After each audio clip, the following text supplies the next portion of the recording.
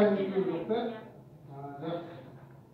Балалар, бұл сабағымызды бастаймыз. Балалар, бірінші тақтаға көз аударайық. Мұнда қандай суреттің, заттың сурет тұр? Пейзаж. Айта береміз.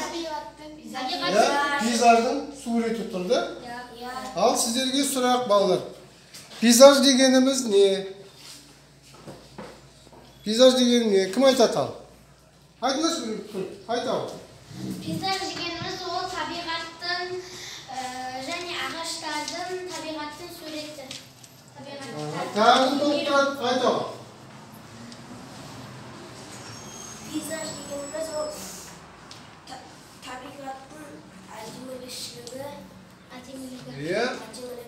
әдемілігін суреттейді, яғни. Жақсы, рахмет, отыр. Келесі сұрақ балалар. Осы пейзаж бейнелеу өнерінің қай жанрына жатады? Қай жанрына жатады?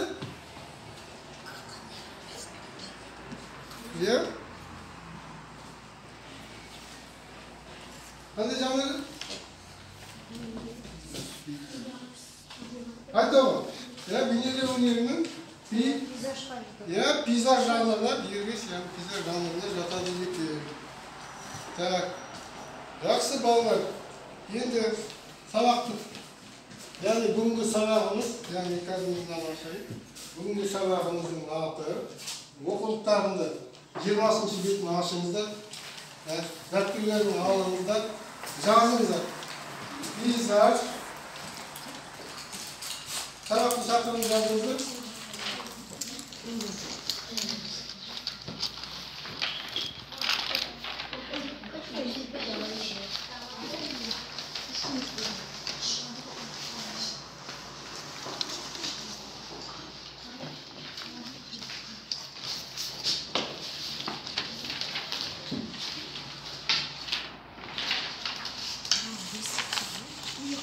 Балалар қараңыз, тақталы жазыңыздар. Сабақ тақырыбы пейзаж, табиғатпен үйлесім, әуе перспективасы. Жазып алыңыздар. Сабақтың мақсаты қоршаған ортаның ассоциативті мағынасы мен визуалды сипаттамасын жүргізу және анықтау. Яғни композиция. Композиция түс, пішін, фактура, тегеу-теңдік дегенді білеміз. Түсінікті ме? Яғни қоршаған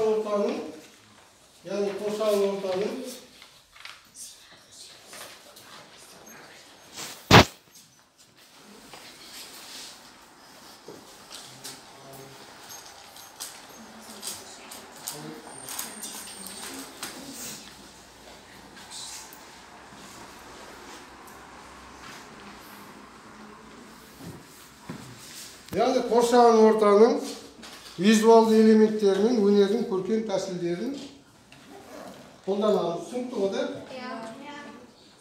Жақсы, енді оқулыққа қараңдар балалар, 20-шы бетте, яғни сіздерге түсіндіріп өтейік. Пейзаж дегеніміз, мана айтып жатсыздар, бұны деген біздер, яғни бірінші класстан бастап білеміз да. Бұл бейнелеу өнерінің дербес бір жанры, яғни пейзаж деген жанры бұл саналады. Яғни пейзаж деген табиғатты, мана айтып жатсыздар, табиғатты бейнелеу дегенді білдіреді де. Яғни суретші табиғатта өз түсінігін, яғни өз ойларын, яғни табиғатқа деген көзқарасын байланыстырып, соны түсіндіре алады. Түсінікті ме? Енді балалар, осы бүгінгі кітапқа қараймыз, кітапты ашып қараңыздар, кітап бойынша сіздерге жұмыс жасап жіберейін.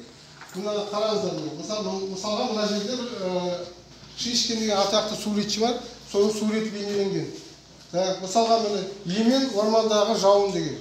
Мысалға мұнда план бойынша жұмысталғанда, бірінші планда мына жерде кетіп баратқан кімдер? Адамдар. Бері қарап отырамыз күн. Ағаштар. Ағаштар. Бірінші планда адам, екінші планда ағаштар. Яғни пейзажды балалар салғанда біздер план бойынша жұмыс жасаймыз. Түсінікті ме? Бірінші план, екінші план, үшінші план. Бірінші планда айқын көрінеді бізде. Бірінші планда бізде айқын көрінеді. Екінші планда сәл бәсеңдейді. Үшінші план мүлде бұлдырап кетеді. Түсінікті ме? Міне. Ағаштар. Ар жағында үшінші планда. Енді кітаптың 21-ші бетіне қараңыздаршы балалар. Міне мысалға міне. Осы пейзаж салғанда біз деген көптеген мазмұндарды есте сақтауымыз керек, яғни білуіміз керек. Түсінікті ғой? Мысалға міне. Әуе перспективасы деген болады. Әуе. Мысалға мына суретке жер салып қараңыздаршы. Мысалға мына сызықтар кетіп жатыр да, перспективаға кетіп жатыр. Міне. Мысалға басында мына біздің бірінші планда тұрған жеріміз жуандау болады да, ары қарай кеткен сайын жіңішкере береді да. Көрдіңіз бе? Міне екінші сызықтар арасында мысалға міне сызықтың түрлері. Мысалға міне бірінші пландағы сызық қалың болып көрінеді де, ары қарай кеткен сайын не болады? Жіңішкере береді. Яғни бұны біз неғыл дейміз? Перспектива дейміз. Мысалға міне бірінші планда тұрған шөптер. Не қараймыз кім? Аяулым. Бірінші планда тұрған шөптер бізге қалай көрінеді? Айқын көрінеді. Айқын көрінеді де, ары қарай кеткен сайын бәсеңдене береді де. Мысалға мен сендерге қазір тақтаға көрсетейін де. Тақтаға сызып көрсетейін. Қараңыздар балалар. Мысалға міне тақтада. Мысалға біреуін көрсетейін. Мысалға міне бірінші планда шөптер да. Міне бірінші планда шөптер өсіпті міне. Міне, кітаптағы сияқты. Бірінші планда шөптер өсіпті. Ары қарай кеткен сайын ол не істей береді? Кішірейе береді да, кішірейе береді. Мысалға, егер жол болса, мысалға мен көкжиек сызығын сызамын. Егер мына жерде жол болатын болса, перспективаға жібереміз. Міне қараңыз. Ол, міне мысалға міне жол былай қарай кетті. Мысалға мына жаққа міне жол келе жатыр. Міне. Перспективаға кетіп барады ма? Мына қасында тұрған жер үлкен болады да, арға кеткен сайын не істейді? Ол бір нүктеге түйіседі міне кете береді. Мына көкжиек сызығы дейміз. Мысалға мына бірінші планда міне ағаш болатын болса, міне ағашты бұны салып жібереміз де бірінші планда. Міне қараңдар. Ол бізге айқын көрінеді да. Міне бірінші планда шөптер, міне ағаш, міне бұтақтары мен сендерге көрсетіп жатырмын. Міне бірінші планда міне осылай көрінеді да бізге. Міне. Мысалға міне жапырақтарын салып қояйық. Бірінші планда бізге айқын көрініп тұр да. Бірінші планда тұрғаны. Міне екінші планда мысалға талдар салып жіберейін, мысалы талдар. Мысалы талдар. Я болмаса ағаш мына жерге. Мына жерге де міне ағаштар салып жіберейін екінші планға. Ол бізге тек бұлдырап көрінеді да, міне қараңдар. Міне бұлдырап қана көрінеді міне. Көрдің бе? Перспектива кетіп баратыр ғой да? Кішірейіп баратыр да? Бірінші пландағы екінші планда. Егер алыстағы ағаш болса, жалпылама болып кетеді міне. Алыстағы ағаштардың жалпылама болып кетеді.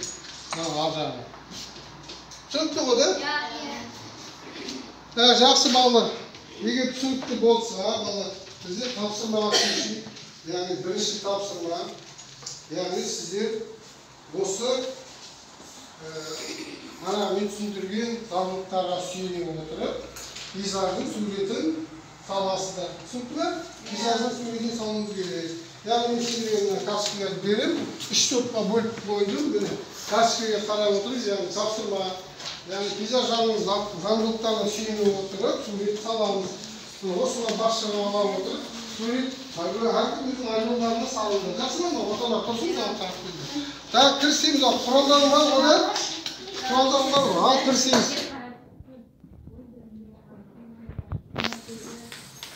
Так, кірісеміз балдар. Қалмайыз.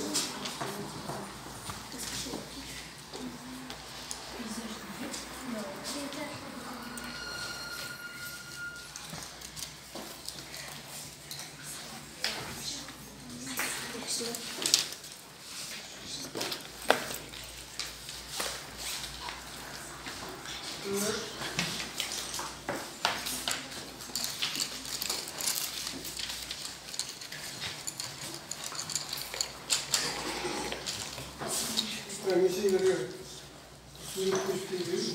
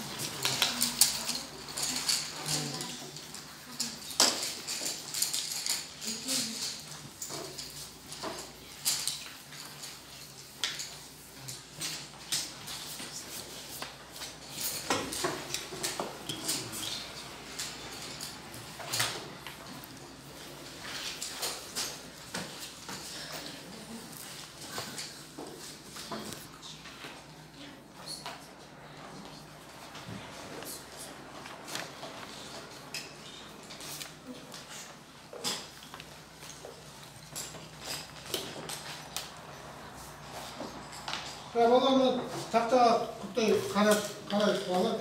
Мысалға міне, нешендерге міне көрсетіп қояйын да? Міне, бұлай етпе салуға қараңыздар. Көретіп көрсетіп жатыр. Жақсы ба? Міне бірінші пландан жат. Бүлге екінші планда алыста, шырша, ағашы да. Сосын мына жолда қараңыз перспективада кетіп баратыр да міне. Осылай етпе салуға міне, қараңыз. Перспектива кетіп жатыр. Столға қараңыз бала.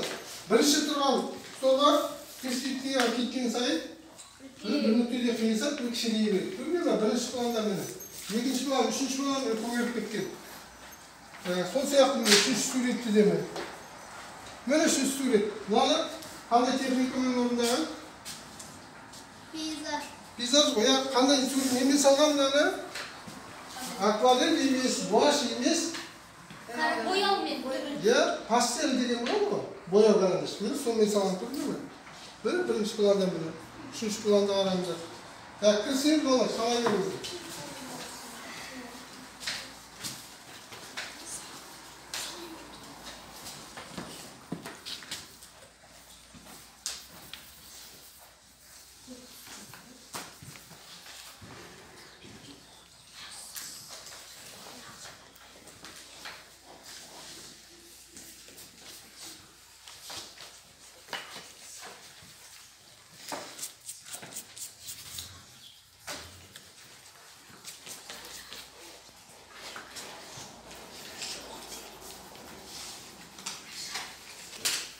Болдық па сонымен оқушылар? Ал топ бойынша. Бұнда әркім өзінің салған жұмыстарымен жұмыстансын. Ал бірінші топ кім айтақтан бұл жерде? Кім шығып? Ал. Суретін көрсек балаларға сосын. Көз жұмысын талқылайық. Менде бірінші планда көпір. Көпір сосын?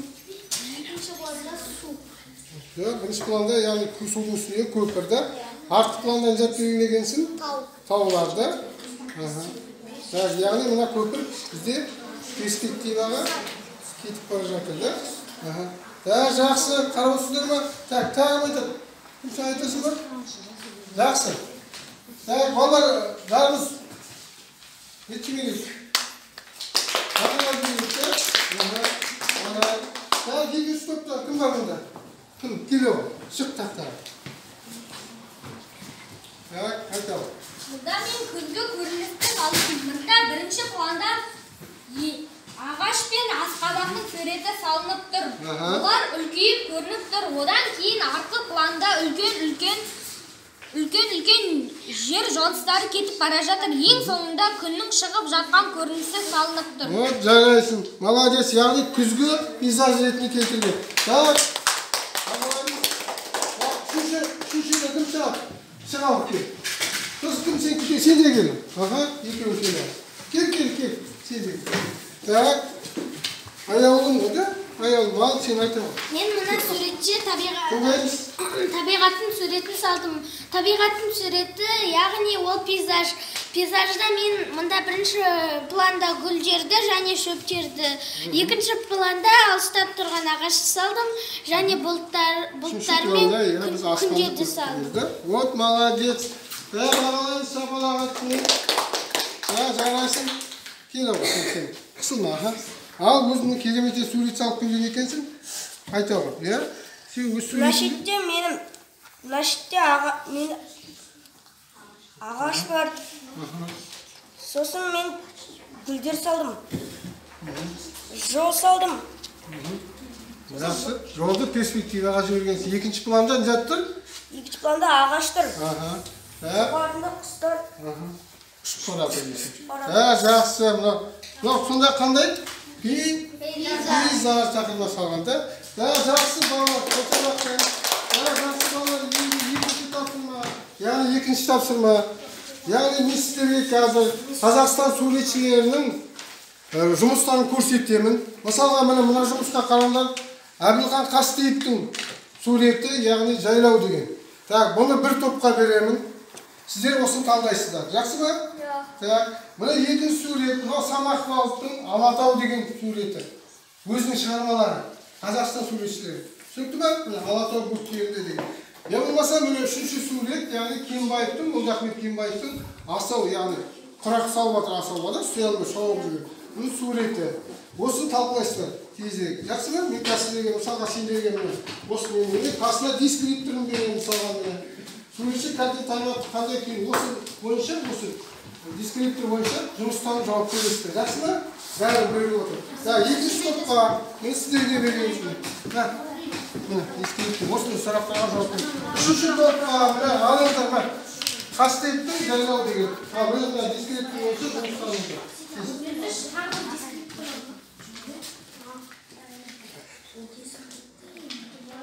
Балалар уақыт болды, бәріміз бітірейік. Енді осы үш топ, мана берген тапсырма бойынша Қазақстан суретшілерінің шығармаларымен соны талқылайық та, алдан дескриптор жатыр, сол бойынша. Бірінші топтан кім шығады? Сен шығасың ба? Басқалар шықпайсыңдар ма? Ал, шыға. Кел, мына жерге тұр. Ал, осы қандай сурет, атын айт, бәрін айт. Атын айт. Е? Бұнда деген. Атын айт.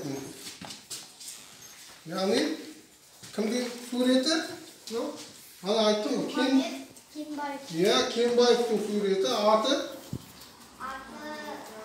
Көріп тұр, асауға құрақ салу, яғни асау ұстап алып қолға үйретеді ғой, білесіздер ме? Ат үйретеді ғой, сол ғой. Айта ғой енді. Бұнда бірінші планда шөптерді. Келсен, айтады. Екінші планда бұл жерде ұстап тұр, сен айтады. аттарды белгілеген. Үшінші планда таулар. Тыңдаймыз басқа топ. Бұл жерде майлы бояумен бояған. Жақсы. Артқы планда көк түстермен боялған. Көк түстермен де. Яғни артқы план қоюланып кетеді. Жақсы. Отырамыз. Екінші топ шыға ғой, кел. Тағы. Басқаларыңыз бірге шығып кел. Кім? Сен бірге шығып ұстап тұр мен. Айтайын, ұстап тұр. Кім тұр? Тыңдаймыз, бері қараймыз. Бұл Қазақстан суретшісі Самохвалов атты суретшіден шыққан. Бұл суреттің аты Алатау. Бұнда деген бірінші планда шөптер берілген, олар сары түспен бейнеленген. Мұнда ар жағынан күн түсіп тұр. Мұндағы ауа райы күнді болып тұр, ал мұн жері басқа жерлеріне көлеңке түсіп тұр. Мұнда бейнелеген суретте жасыл түстер, сұр түстер және сары түстерді көп қолданған. Арқа планда көбінесе сұр түстер, көк түстер және қара. Сұр, көк және ақ түстер көбінесе бейнеленген. Жақсы, балалар. Отырамыз, рахмет. Жақсы өттіңіз. Үшінші топ шыға, кім шығады? Қайсарбек, сосын кім? Аяулым да тез-тез кел. Келің, мына жерге келе ғой. Айта ғой, кім ұстап тұр? Қандай шығарма? Кімнің, қандай суретшінің шығармасы? Әрмұхан Қасиет. Аты қандай? Жайлау. Жайлау, Бұл жерде бірінші планда бізде киіз үй тұр. Ал артқы планда жайлау малдар. Бірінші планда киіз үй үлкен болып көрінеді, ал артқы планда киіз үй құттай болып көрінеді. Себебі ол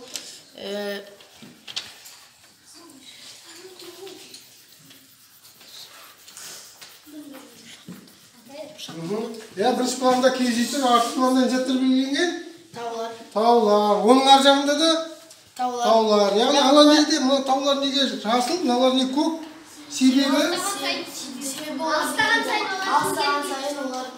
Түстер өзгереді.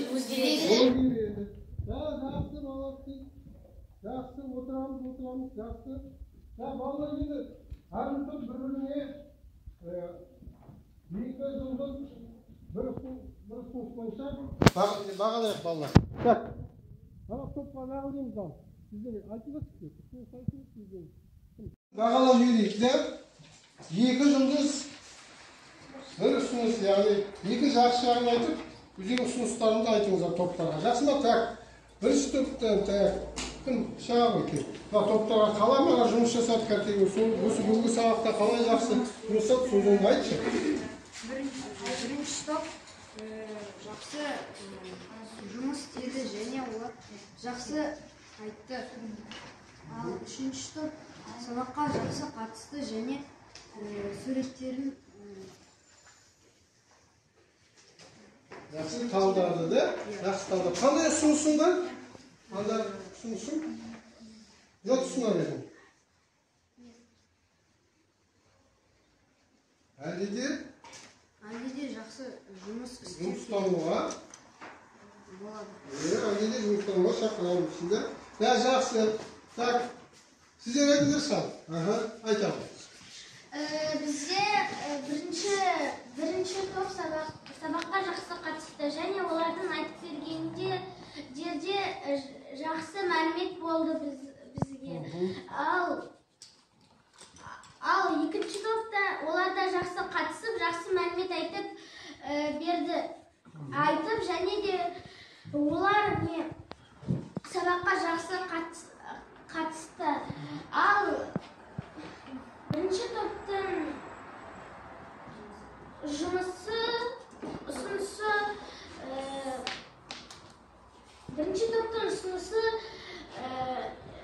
ішіне кішкене андай нелер керек. Ішіне кішкене андай қосу керек сияқты ұсынысы. Ал екінші топтың ұсынысы ішіне ұсынысы жақсы болды олар.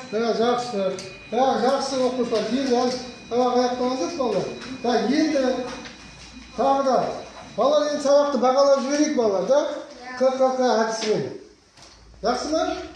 Сіздерге не қызықты болды, не құнды болды, не қиын болды. Ал жылдамдап айтып жіберейік. Сен қызықты болды, айтамын.